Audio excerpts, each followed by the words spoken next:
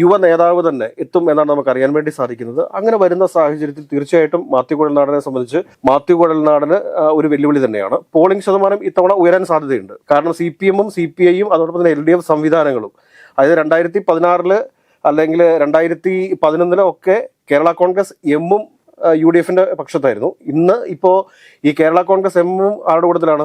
LDF-ന്റെ കൂടെയാണ്. അപ്പോൾ ആ ഒരു വോട്ടിംഗ് പെർസെൻറ്റേജിൽ വരുന്ന കുറവ്, ഇതെല്ലാം കൂടെ നോക്കിക്കഴിയുമ്പോഴത്തേക്ക് എൽദോ അബ്രാഹിമിന് പകരമായിട്ട് വേറൊരു സ്ഥാനാർത്ഥി, LDF-ന്റെ നല്ലൊരു സ്ഥാനാർത്ഥി, ചെറുപ്പക്കാരനായിട്ടുള്ള അല്ലെങ്കിൽ ജനങ്ങൾക്കിടയിൽ പ്രവർത്തിച്ച് പരിചയമുള്ള ഏതെങ്കിലും ഒരു ലോക്കൽ കമ്മിറ്റി സെക്രട്ടറിയോ അല്ലെങ്കിൽ ഏരിയ കമ്മിറ്റിയുടെ സെക്രട്ടറിയോ ഏതെങ്കിലും ഒരു AIYF-ന്റെ നേതാവോ അല്ലെങ്കിൽ ASF-ന്റെ നേതാവിനെയൊക്കെ അവിടെ മത്സരിപ്പിച്ചു കഴിഞ്ഞാൽ ഈസി ആയിട്ട് തന്നെ ആ മണ്ഡലം തിരിച്ച് പിടിച്ചെടുക്കും എന്ന കാര്യത്തിൽ ഒരു സംശയവും വേണ്ട.